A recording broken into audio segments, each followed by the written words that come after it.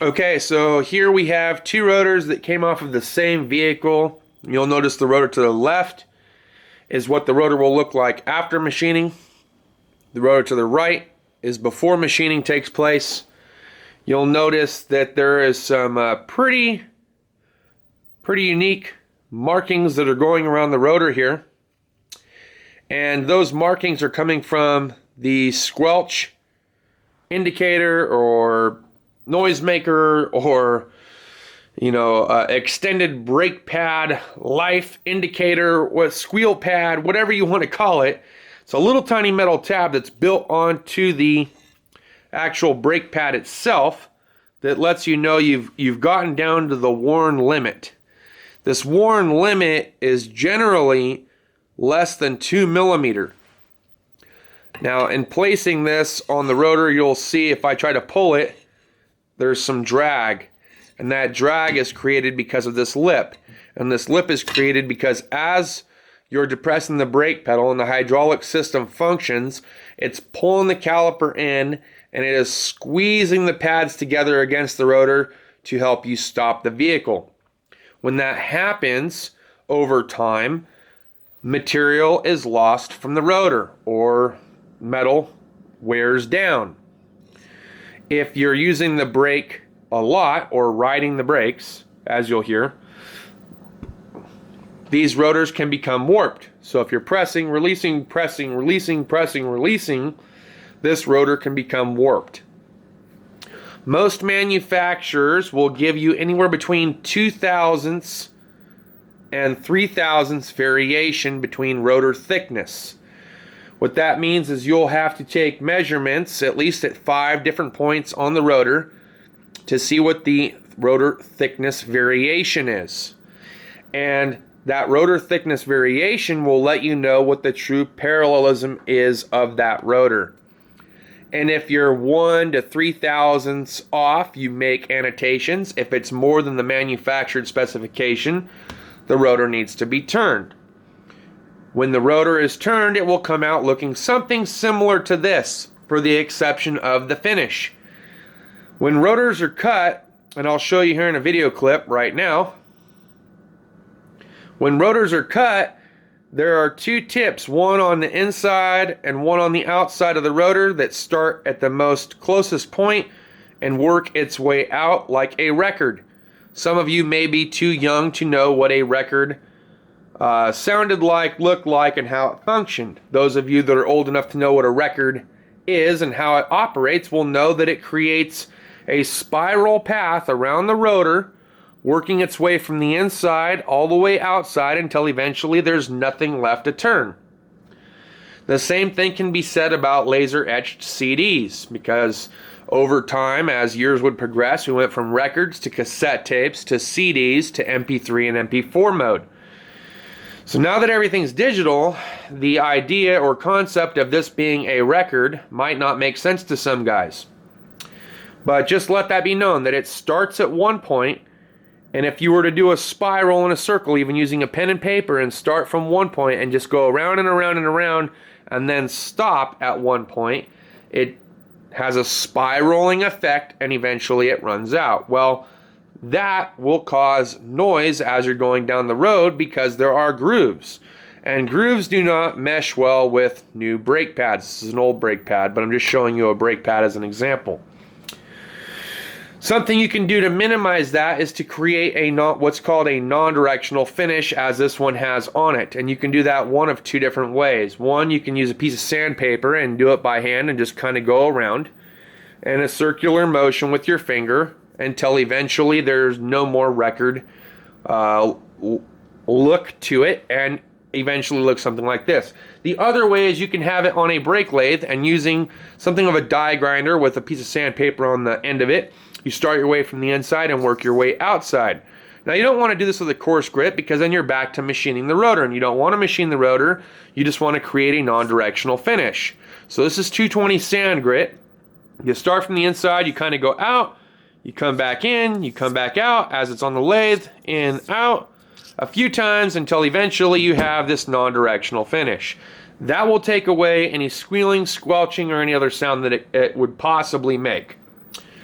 Something else to note is that some of these have, and this is an old pad, but some brake pads will have little tiny grooves in the middle.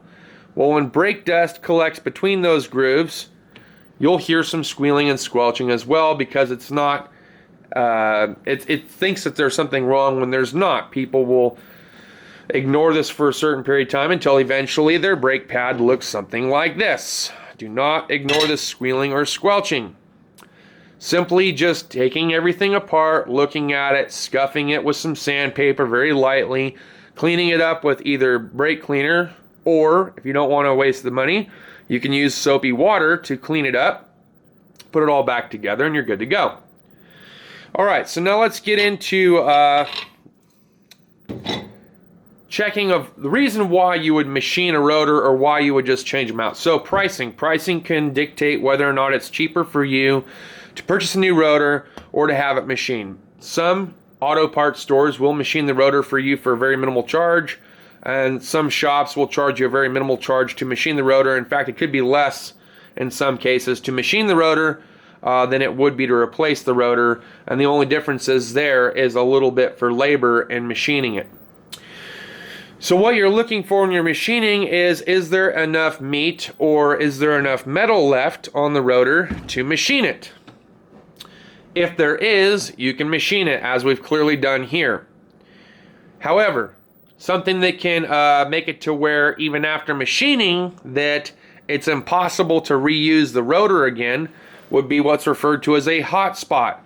And you might see some bluing on the outside. That you can cut the bluing out. That's not considered a hot spot. A hot spot is going to look something like this, which is on this rotor. And it is a pinhole hot spot that goes through, and it goes through deep enough to where the integrity of the thickness of the rotor could be affected, and these can explode. Not explode like you would think, but you know what I mean. It explodes, holes develop, and it's just a nightmare. It's a mess. It's dangerous. Don't do it. But once you get to a certain point like this, where it is unfeasible to try to cut it any farther to try to get that out, that's when you would replace the rotor. And that's clearly what we've done here, which is why I have these two for you for an example. Something else that you might want to consider is, we didn't talk about it too much here in the beginning, so I'm just going to mention it real quick. But these two pads came off of the same exact rotor. One has some thickness left. The other one is clearly metal to metal. The typical brake pad will fail most likely on the inside of the rotor. So if the car was suspended in the air or you were parked, and this is underneath, and this is like so, and you were to take a flashlight and look through the wheel well, you would be like, oh yeah, they've got about 2 millimeters left. That's not the case, because if you were to flip the rotor over, you'll have something that looks like this. And what that's caused from is from the brake pad reaching the metal to metal point and digging into the rotor. Let me zoom you guys in so you can see that better. So it almost looked like a machine rotor. Alright, so we were talking about grooves and the record effect. This would be pretty close to what it would look like. Way different, right? Now let's flip this other one over and we'll put them side by side. You see the difference? So this brake pad got too close to par, started digging into the rotor, making noise, and at that point the customer decided to bring it in. By then, guys, it's a little too late, I guess, but never late, better late than never. So some other things that you could possibly do to minimize this is to grease the slide pins, and I'll throw another little video clip up here. If you grease the slide pins, you have a better chance of the brake pads wearing a little bit more evenly. However, hydraulics does play a role, and the first pad to make contact with the rotor is usually the inside pad. The last one is the outside pad, and the reason is because of hydraulics.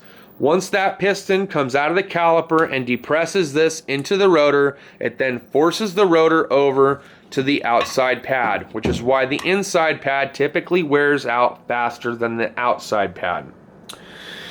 So that's all I got for this video, guys. Look, I hope it makes sense. If it did, give it a thumbs up. If it didn't, give it a thumbs down.